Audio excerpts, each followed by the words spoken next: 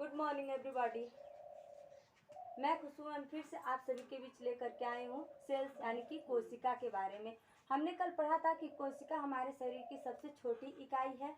तो इसी के साथ हम जानते हैं कि संसार में सबसे बड़ी और सबसे छोटी कोशिका कौन सी होती है।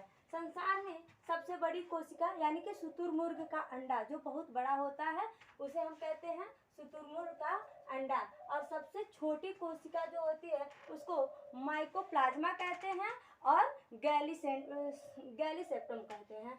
ठीक है, माइकोप्लाज्मा और गैलीसेप्टम ये सबसे छोटा है। माइकोप्लाज्मा और गैलीसेप्टम सबसे छोटा सेल्स है, सबसे छोटी कोशिका है। और शुतुरमुर्ग का अंडा जो है वो सबसे बड़ा, यानी कि शुतुरमुर्ग आप सभी ने देखा होगा, शुतुरमुर्ग जो होता है बड़ा पक्षी होता है, उसका अंडा भी बहुत ही बड़ा होता है। तो सबसे बड़ा सेल्स यानी कि सबसे बड़ी कोशिका जो होती है वो शुतुरमुर्ग के अंडे की होती है। इसी के साथ हम जानेंगे कि मानव शरीर में यानी कि जो मनुष्य होते हैं, मनुष्य के शरीर में सबसे छोटी इकाई, सबसे छोटी कोशिका कौन सी होती है, तो और सबसे बड़ी कोशिका कौन सी होती है। तो सबसे छोटी कोशिका जो होती है वो पुरुषों में पाई जाती है और सबसे बड़ी कोशिका जो होती है वो स्त्रियों में पाई जाती है, जिसको हम ओवम और स्पर्म के नाम से जानते हैं। जैसे कि आप देख पा रहे होंगे सबसे बड़ी कोशिका जो होती है वो ओवम है। सबसे बड़ी कोशिका कौन सी है? ओवम है, यानी कि इसको हम अंडाणु कहते हैं। ये हम स्त्रियों में पाया जाता है, महिलाओं में पाया जाता है अंडाणु ओवम। मादा प्रजनन कोशिका इसी को हम कहते हैं फीमेल ग्लैमेट सेल्स। फीमेल ग्लैमेट सेल्स के नाम से हम जानते हैं। जो सबसे बड़ी कोशिका होती है, सबसे बड़ा सेल्स होता है और सबसे छोटी सेल्स स्पर्म होता है जो पुरुषों में पाया जाता है। इसकी संख्या बहुत ही अधिक होती है, स्पर्म की संख्या बहुत ज़्यादा होती है, जिसमें से 1 से 2 ही स्पर्म ऐसे होते हैं जो सक्सेसफुल होते हैं, बाकी सबके सब खराब होते हैं। नर प्रजनन कोशिका मेल ग्लैंड सेल्स कहते हैं, यानी कि जो पुरुषों में स्पर्म पाया जाता है उसे हम मेल ग्लैंड सेल्स के नाम से जानते हैं। अब हम आते हैं सबसे लंबी कोशिका, यानी कि अभी तक हमने क्या जाना, संसार में सबसे बड़ी कोशिका कौन सी होती है और संसार में सबसे छोटी कोशिका कौन सी होती है। फिर हम लोगों ने जाना वो पक्षियों यानी कि मनुष्य और पक्षियों दोनों को मिला करके बताया गया था। सभी यानी कि पूरे प्राणियों में, सभी जीवों में सबसे बड़ी और सबसे छोटी कौन कौन सी पाई जाती है।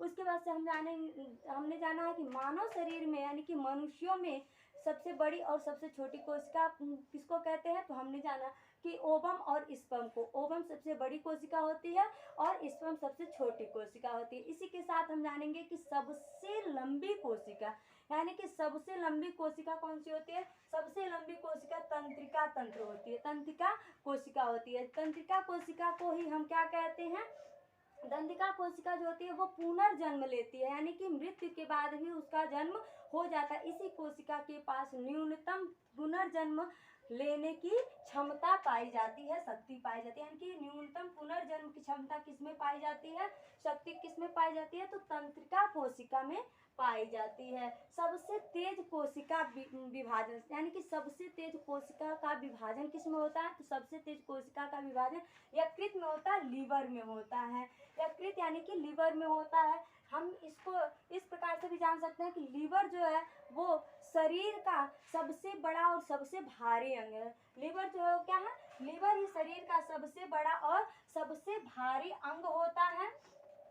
इस कोशिका का नाम हिपैटिक होता है, यानी कि हिपैटिक सेल्स के नाम से हम जानते हैं यकृत को। हिपैटिक सेल्स के नाम से हम किसको जानते हैं, यकृत में पाई जाने वाली जो कोशिका होती है उसको हम हिपैटिक सेल्स के नाम से जानते हैं।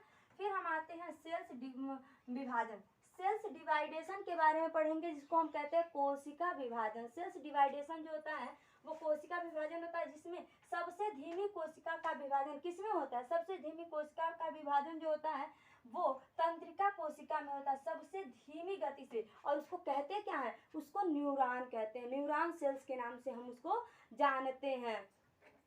इसी के साथ हम जानेंगे कि सबसे धीमी गति से यदि ये चल रहा है तो सबसे तेज गति से किसका विभाजन हो रहा है, सबसे तेज गति का विभाजन यकृत में होता है, लीवर में होता है, जिसको हम हिपैटिक सेल्स के नाम से जानते हैं। इसको हमने यहाँ भी पढ़ा कि हिपैटिक सेल्स जो होता है वो उसका विभाजन वो कहाँ पे पाया जाता है, यकृत में पाया जाता है। वो बहुत ही तेज होता है और उसके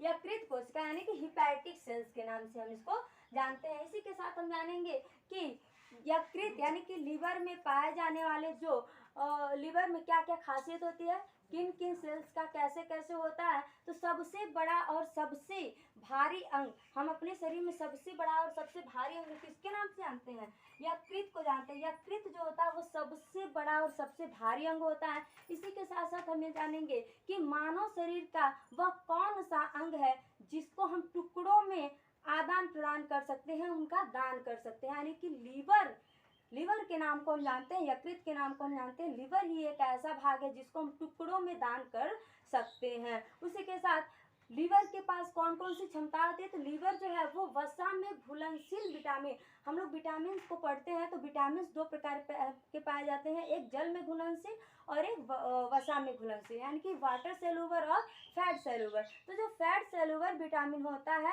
उसका संचय कौन करता है, उसका संचय कौन करता है, यकृत करता है, यानी कि लीवर करता है। तो लीवर की भी कार्य क्षमता होती है।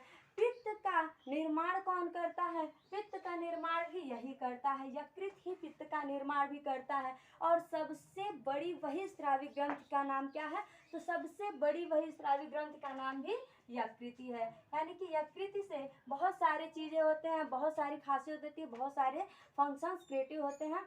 यकृत में ही पाए जाने वाले जो कोशिका हैं उसको हम हिपैटिक सेल्स के नाम से जानते हैं। ब्लड सेल्स, रक्त